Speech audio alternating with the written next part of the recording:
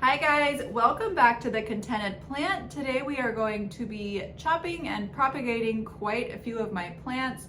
I have lots of friends that have put requests in for cuttings. I'm also going to make a few gifts for people like teachers, and I'm going to use my plants to do that. So let's get started. A few of these plants you guys might recognize because we have been playing around with them lately. This is my Philodendron Brazil. She is definitely long enough to take some propagations from. I'm actually excited to chop this one a little bit because it's actually grown so long that it's kind of sitting in the middle of my other plants that I have on the shelf.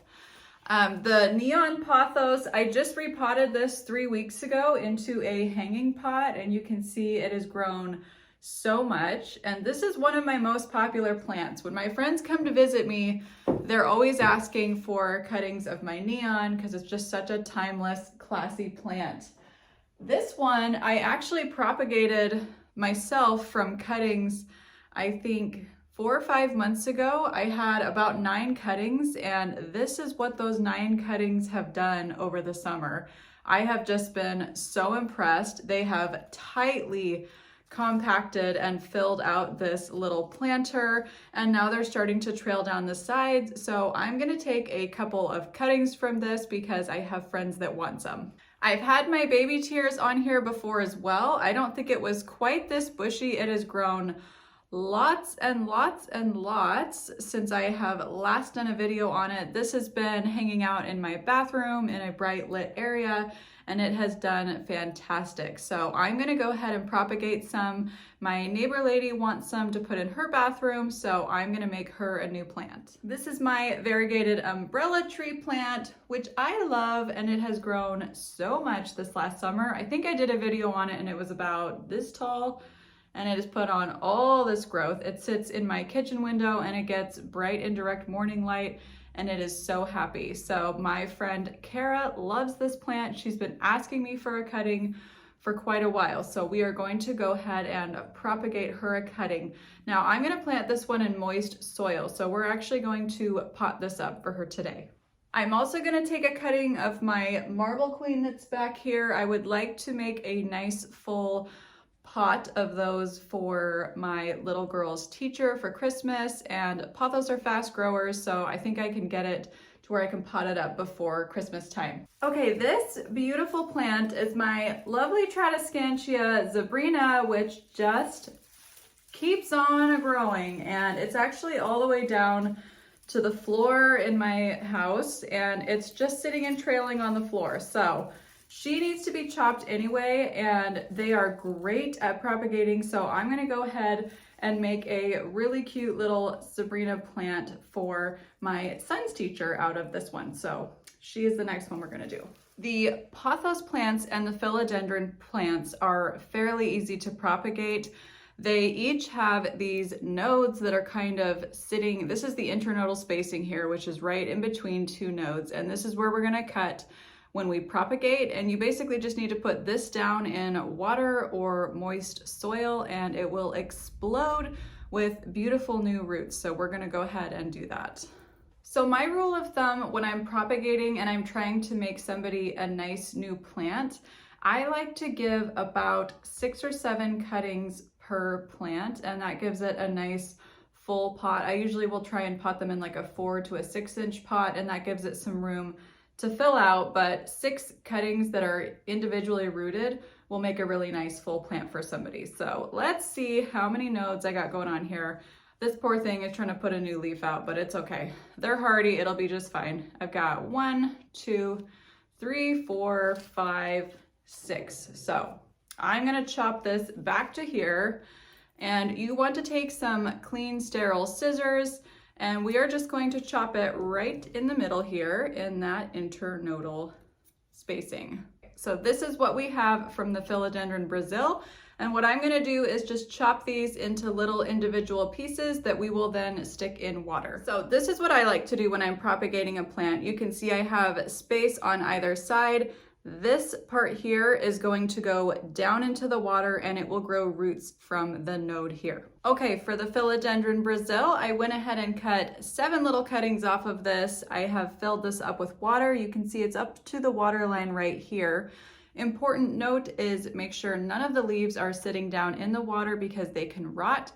Only the stem and the node should be sitting down in the water. And I like to just add a little bit of water every week or so just to re-oxygenate it and help it root a little bit faster. I'm gonna go ahead and place the Philodendron Brazil in a nice bright spot, and I'm going to clean my scissors because you wanna re-sterilize your scissors between every plant. Okay, so for this one, very similar to a Philodendron Brazil, we have the internodal spacing here, which is sitting right here in between the two nodes. You can see we have a leaf node here, a leaf node here, and this is where the new roots will grow from. So we are gonna go ahead, do the same thing. I'm gonna cut 6 to 7 cuttings for a new plant. Okay, so this is what I have for my neon. Again, I'm just gonna cut right in the internodal spacing here. All right, I have 7 little cuttings here, and I am just gonna go ahead and balance them right along the side of the jar here, making sure that the leaves are not sitting down in the water and that the nodes are touching that water. Okay, so I have a nice little jar of neon pothos that I will go ahead and add to the propagation spot. Next, we are going to propagate my pothos and joy. This one is a little trickier because it has really tiny internodal spacing. If you can see here, you can see that there's only about ½ an inch between each one of these. It just is a vine that tightly compacts with itself. So this will be a little bit trickier, but I'm confident we can do a good job getting some cuttings for my friend here. Okay, I have a handful of these little Pothos and Joy cuttings here.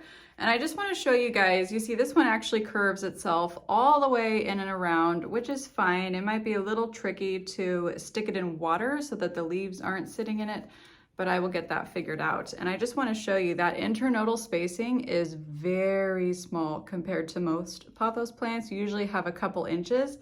This is only about ½ an inch, so it has a very small space in between the nodes and the next leaf. Okay, the Pothos and Joy, I just ended up putting into smaller jars because they are so tiny and they have such small stems to put into the water. This one, I just used an empty spice jar. If you guys have any of these laying around, they are great to repurpose that way.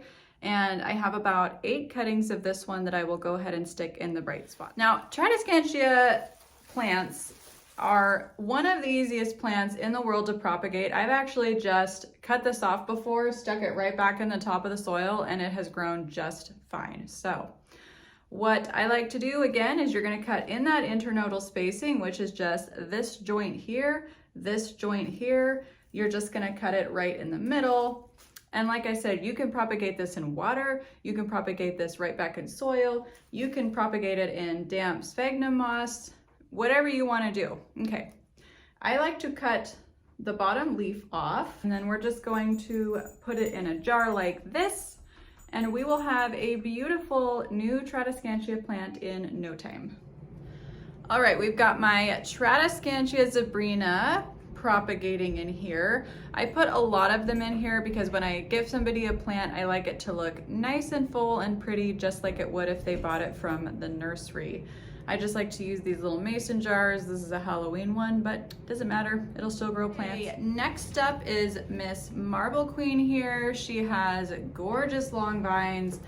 Definitely an easy one to propagate. You can see she's got nice internodal spacing there. You can see how much longer that spacing is, but for the Marble Queen compared to the Pothos and Joy, it just vines a little bit different. It's not as curly and twisty. It's a little more long and fluid the way it vines. So we're gonna go ahead and chop about 7 of these off. This is a great one to propagate if you have friends that are beginner plant parents and they're really scared of failing and killing their plant. I always start them off with a pothos because you really can't go wrong with that. And I just tell them, don't water it very often, water it every couple weeks, keep it in a spot that has bright indirect light, and you will have a beautiful long vining plant in no time. Now this Marble Queen has lots of different kinds of variegation on it. You can see towards the front here, it has this, which I think is where it gets the marbling name from. This looks like kind of a slab of marble here. It's really beautiful. It's kind of speckled variegation. It also has this vine that kind of sits in the back here, and it is one of my favorite vines. You can actually see the vine itself has this beautiful striping on it, kind of like it would if it was like a variegated monstera. And it actually has produced these beautiful leaves. Some of them are like half moon leaves, and it's really pretty. So I'm definitely gonna take a little bit off of this for my friends because I want them to have a beautiful plant as well. And then I will take some off of the long vine in the front. All right, here is the Marble Queen all put together into a beautiful propagation. I propagated a ton of the Marble Queen, so this is going to be a very big, beautiful plant to gift to somebody. Okay, so the next ones that we have up are the baby tears and my variegated umbrella tree plant. Now, these are easiest just to go ahead and propagate in moist soil. It's just easier to propagate it in soil because this one grows roots really easily, really fast. I made one for my sister last year using that method and it did just great, so we're gonna do that again. All right, so the baby tears is a little bit interesting and might kind of freak people out because it doesn't have quite as easy, nice little spots to propagate it as a pothos plant, but fear not, it's very easy to propagate and grow. So we also have the same as any other plant. We have the internodal spacing here. You have these tiny little areas here that are going to grow new roots. So what I will do is I will chop it right here.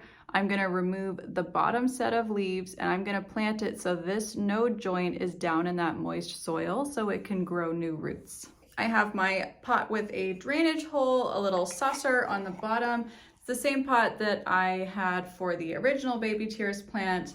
I think I got these on Amazon in a 6-pack and I love these for little tiny plants when they're first starting out. So I'm gonna go ahead and fill this pot up with soil. My potting mix for this is just, I use regular potting mix and then I like to add, I do about 80% potting mix and 20% perlite just to give it a little bit of extra drainage. Baby tears are fairly hardy, but like most plants, they do not like wet soil compacting down and around their roots. All right, you can see I have them down in the soil. I'm going to gently water them so I don't accidentally unearth all the little baby propagations that I just planted. They have such a small stem that they are a little bit tricky to get them to stay in there, but I think we're good. All of the nodes are covered and they're all in moist soil, which is what we need. So I will keep this in a bright spot and it should grow new baby tears in a few weeks.